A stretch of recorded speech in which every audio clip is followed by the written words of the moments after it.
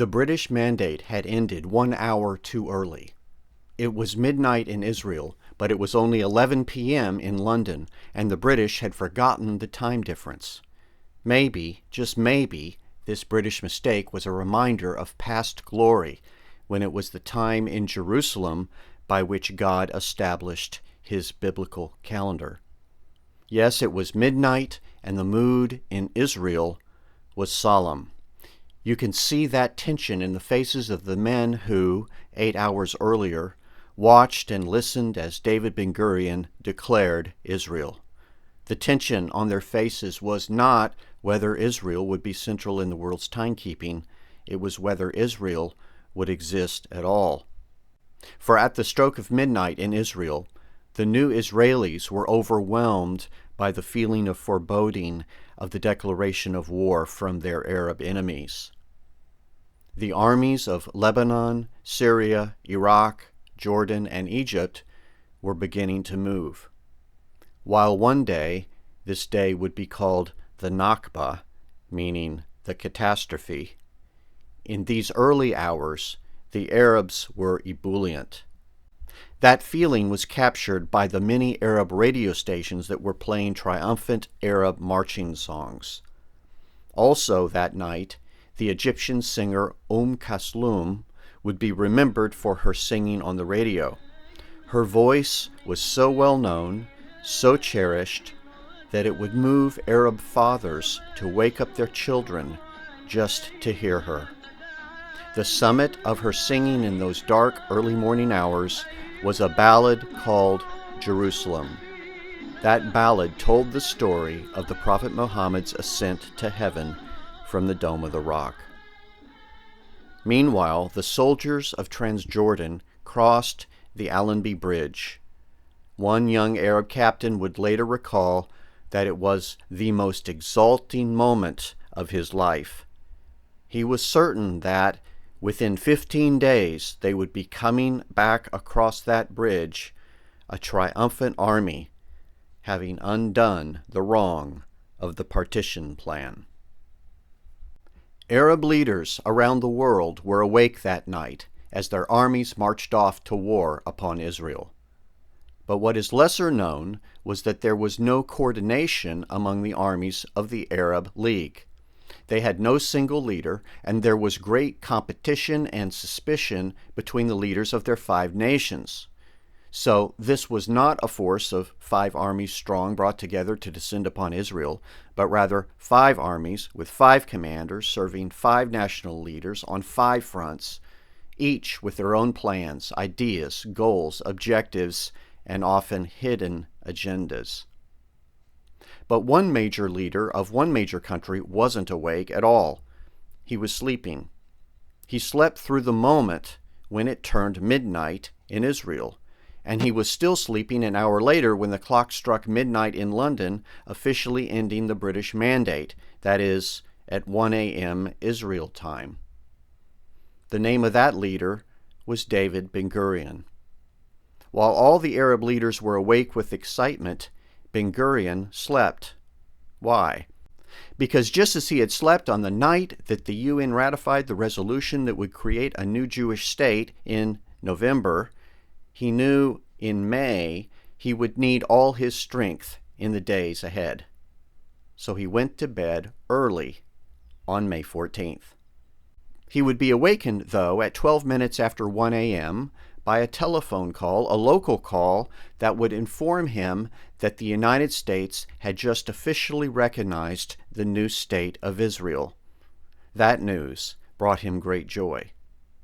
But what is lesser known about that night is that David Ben-Gurion said, "Thank you," hung up the phone, and went back to sleep.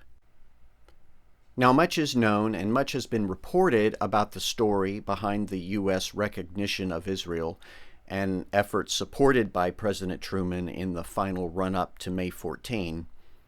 And yes, it was agreed to by Secretary of State George Marshall in the end. But what is lesser known is what Israel had to do on May 14 itself. One final act that would be required before the U.S. would fully recognize Israel. Israel found out at the last minute, they had to officially request it. And the name of that Jew who got that phone call, the Jewish Agency's Washington representative, was named Eliyahu. In English, we would say Elijah. Here's how it happened.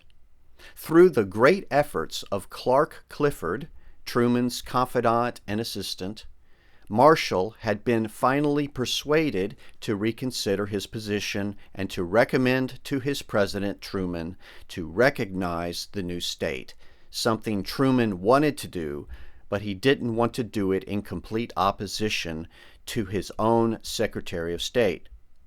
But they needed a request. So just before David Ben-Gurion stood up to begin to declare a Jewish state, Clark Clifford was calling Jewish agency's Eliyahu Elath at about 9 a.m. Washington time to tell him, "You'd better write a letter asking us for recognition." So Eliyahu, let's refer to him as Elijah for the drama of it, Elijah sat down at his typewriter. He thought, it has been almost 2,000 years since a Jew has written an official letter on behalf of a Jewish state.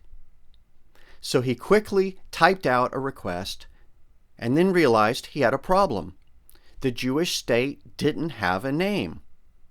So he simply asked in the letter that the United States would recognize, quote, the Jewish state, unquote, and dispatched a messenger to the White House to deliver it.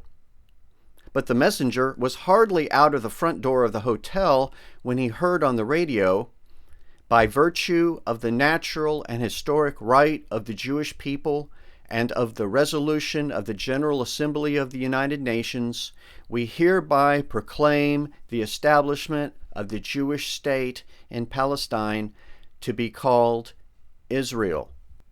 So now he had a name. So he sent a second letter after the first one, this time with, quote, the Jewish state, unquote, crossed out and the word Israel written instead in ink, and sent the second messenger racing after the first one. The two messengers met at the White House gate, and they switched out one letter for the other. Later that day, at 6:11 p.m. Washington time, 12:11 a.m. London time, and 1:11 a.m. Israel time, the United States would be the first of the world's nations to recognize Israel. David Ben-Gurion would be awakened by a telephone call to hear this uplifting news. He rejoiced, and then, as mentioned earlier, he went back to sleep. But he would be awakened again a couple of hours later by the Haganah communications chief, who asked him to make a speech to the new nation on the radio. He stumbled out of bed and pulled his coat over his pajamas and went out to the secret Haganah transmitter. No sooner did he begin speaking, but that bombs would be falling in the streets of Tel Aviv around him. Their sounds were heard in the microphone as Ben-Gurion dramatically told his audience that they were hearing the explosions of the first bombs being dropped in the War of Independence. As soon as he finished, they took Ben-Gurion out to inspect the damage in Tel Aviv. Riding through the areas hit by the raid, still in the blackness of night, Ben-Gurion scanned as best he could, trying to see the faces of the Israelis in the darkened streets. To the east in Jordan, King Abdullah was back from his visit to his army at the border, back from his speech given in a dust storm, now safely in his palace, in the pre-dawn darkness. The very first rays of light were ever so slightly changing the color of the sky, the first light of dawn coming in the east. He was entertaining a guest. A newspaper man was with him. And in a pre-dawn moment of candor, King Abdullah spoke his mind in another lesser-known story. "All right," the king said. "The Arab countries are going to war, and we must naturally be at their sides. But we are making a mistake for which we will pay dearly later. One day we will live to regret that we did not give the Jews a state to satisfy their demands.